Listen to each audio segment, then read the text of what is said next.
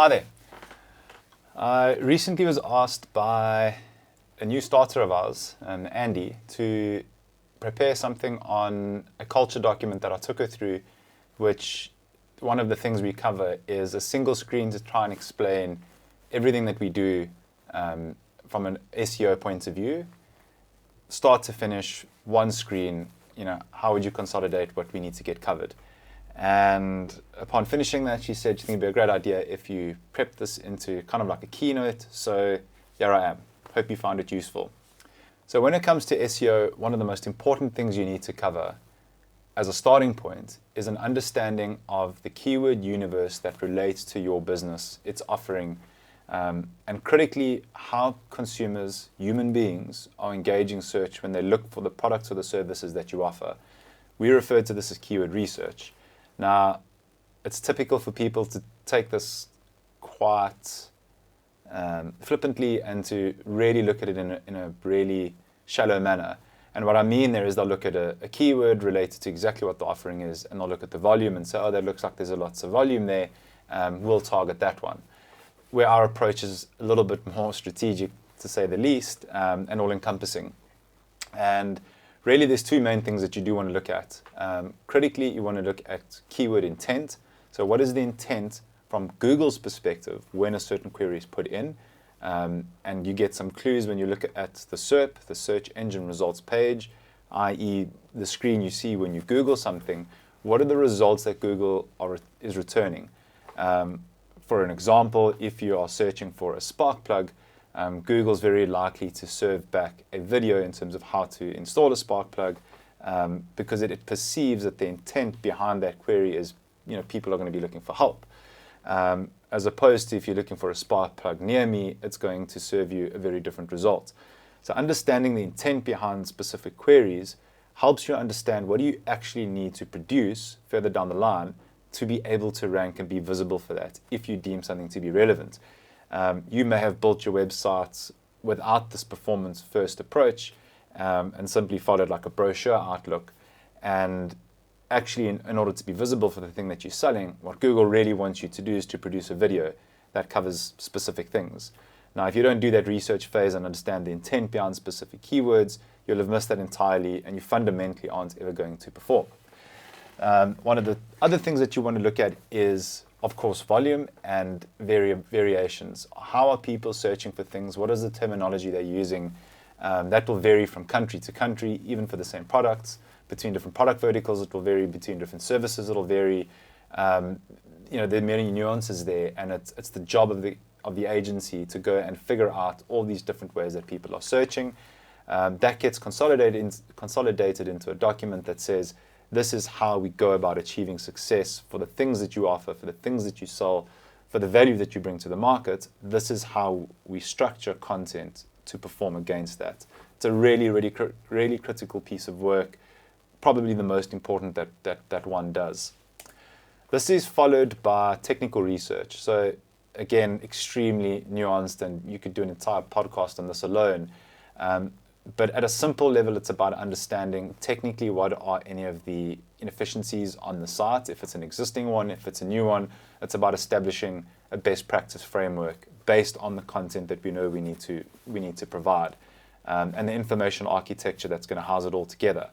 And that will account for things like blogs. Do we need video?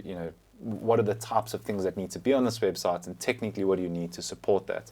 What are the plugins? What is the right content management system to use? From an analytics point of view, what are we going to use there? If you use WordPress, or if you use, Adobe Experience Manager, or if you use, what is it called?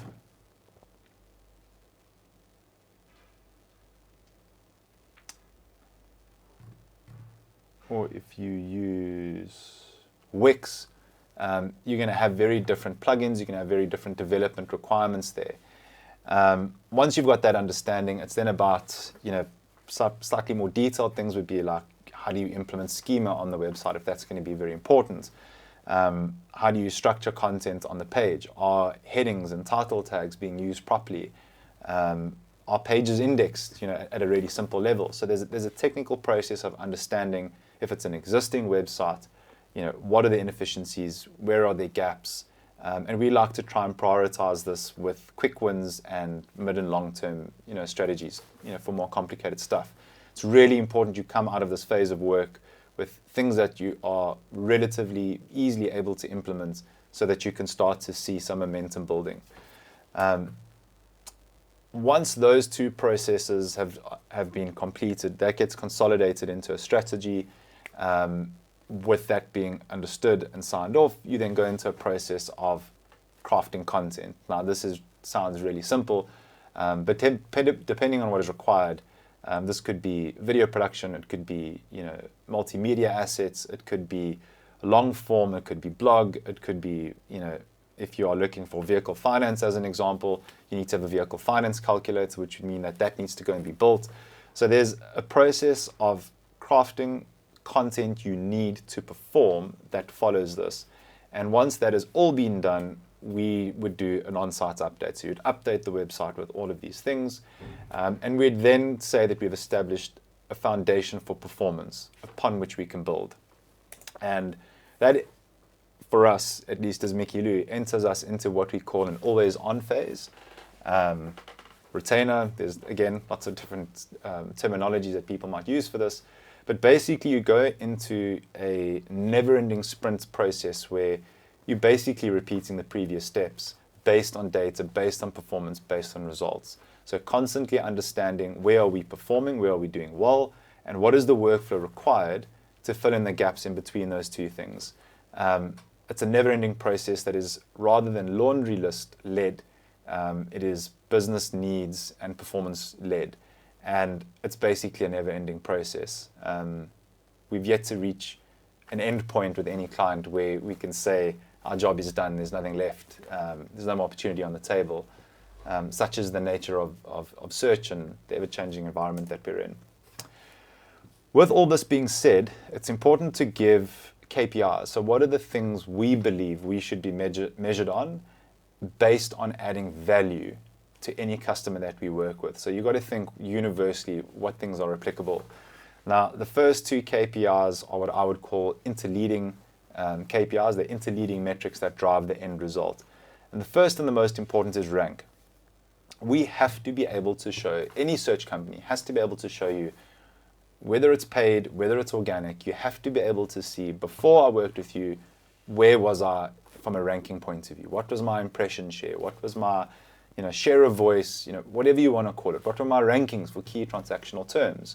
You have to understand benchmark, where were you, and you have to be able to show an improvement there. Whilst that might not be position 20 to position 1 overnight, you have to be able to see progress in the absence of perfection. And that's a really, really important metric that anyone should be seeing on an ongoing basis. Once that's been achieved, you'll start generating impressions. Impressions are when anyone sees your website in the SERP, or the search engine results page. Anyone that scrolls on a query and your website comes up in the listing there, that would be counted as an impression. The same as it would if someone sees your ad, a Google ad, or if they see an Instagram ad on any of the meta platforms. Anyone that visibly sees you is counted as an impression. Now, if you achieve positive rankings, it stands to reason that you'll start to be seen and you will generate impressions. And that drives the next most important metric, and this is separated out by channel, organic specifically, is traffic. We have to be able to see from these core terms that we've gotten targeted and the content universe that we've produced stuff for, are we seeing that we are ranking better? And then critically, can we see traffic coming as a result of that? It stands to reason that would be qualified traffic to a degree. Finally, most importantly, bold, underline, the reason we are in business, the metric we are employed to drive, is sales-related interactions from the website to any of our customers' businesses. Now, I use the term there, conversion. If we're talking GA4, that would be key events. There's, again, don't get lost in terminology here. Philosophically, what we need to be driving is a sales-related interaction from the website, from Google business platforms, whatever it is. If it's a lead form directly on a paid search ad, we need to be able to show a sales-related interaction, because we are being employed to drive revenue. Our job is to move the needle from a revenue point of view, make a difference to the bottom line. Conversions can be tracked based in many different ways, whether it's Tag Manager, whether it's GA4 key events. You really can get lost there, but it's any sales related interaction. So I think if someone sees, if there's an email address on the website, sales@abc.com, we should be able to track how many people clicked that. If you're selling online, how many add to carts did we get? How many checkouts did we get? How many sales did we make? How many get a quote forms did we generate? How many calls did we drive? How many lead forms? Whatever those interactions are, and you have to consider that in the research and the technical phase to make sure that those are set up. We need to see measurably that we are making a difference there.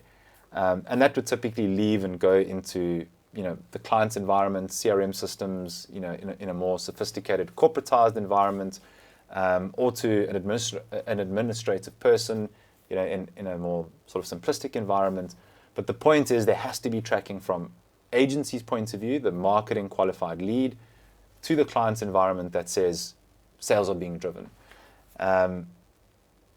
That being delivered on, we would consider value is being added, and rinsing and repeating that process on an ongoing basis. Again, in the absence of perfection, in the absence of that ultimate result, there's many positive interleading metrics that will show that you're on the right track. Whilst SEO isn't an overnight thing where you craft some content, put it online, change the H1 and title tag, and tomorrow you're getting leads. It also isn't as reactive as it once was many years ago. It is moving a lot quicker. Google is a lot more rapid in terms of featuring more relevant and up-to-date content, and moving away from its traditional model. So you certainly should be able to see that regularly, 24/7 via a live reporting dashboard. Anyway, I hope this was helpful. If it wasn't, we blame Andy. If it was, we credit Andy. Thank you, and if you have any questions, please drop us an email, jump in the DMs, comment down below. Would love to help with whatever those questions may be. Thanks. Bye-bye.